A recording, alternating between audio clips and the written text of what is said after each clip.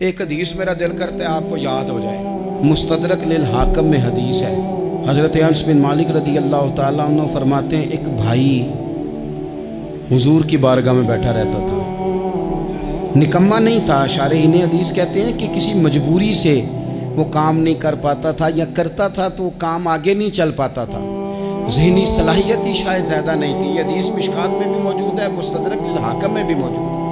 حضرت انس بن مالک رضی اللہ تعالیٰ عنہ فرماتے ہیں وہ حضور کی بارگاہ ناز میں بیٹھا رہتا تھا، اس کے بھائی نے آ کے شکایت کی، یا رسول اللہ صلی اللہ تعالیٰ علیہ وسلم، یہ کوئی کام ہی نہیں کرتا،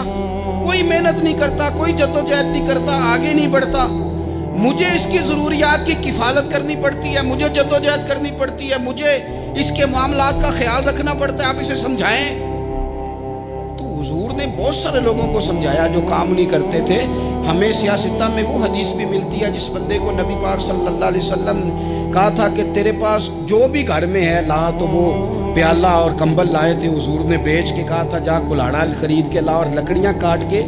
تو بھیج کے اپنا اور اپنے گھر والوں کا پیٹ پال۔ یہ ساری باتیں اپنی جگہ پر یہاں نبی پاک نے ایک روحانی مسئلے کا حل بھی بتایا۔ اللہ کے محبوب علیہ السلام سے عرض کی حضور یہ یہیں بیٹھا رہتا ہے اور سارے ہی کام مجھے کرنے پڑتے ہیں۔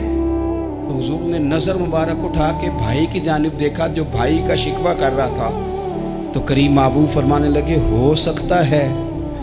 یہ جملے میرے محبوب کے، ان کو کہیں لکھنا، ان کی مٹھاس دیکھو، ان کا حسن دیکھو، اور بھائیوں کی محبت کے بیج جو رسول پاک پیوند لگا رہے ہیں اور جوڑ رہے ہیں، اور جس انداز میں بھائی کو بھائی سے ملا رہے ہیں،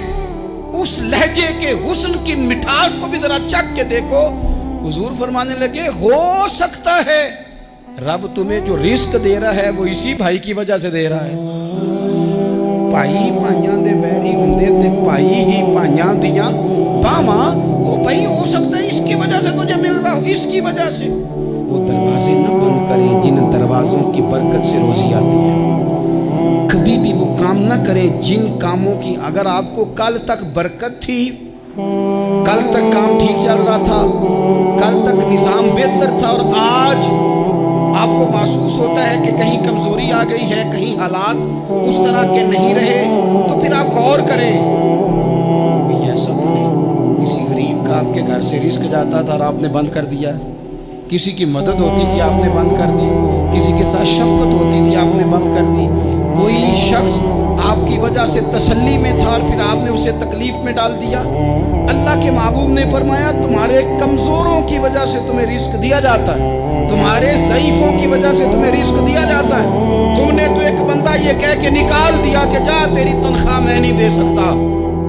لیکن کیا پتا کہ اس کی تنخواہ کی وجہ سے ہی باقی سارا کچھ بھی آتا ہو، کیا پتا کہ اسی کے سبب سے اللہ انعام فرماتا ہو۔ لہٰذا ان روحانی مسائل کا بھی تھوڑا سا خیال کریں۔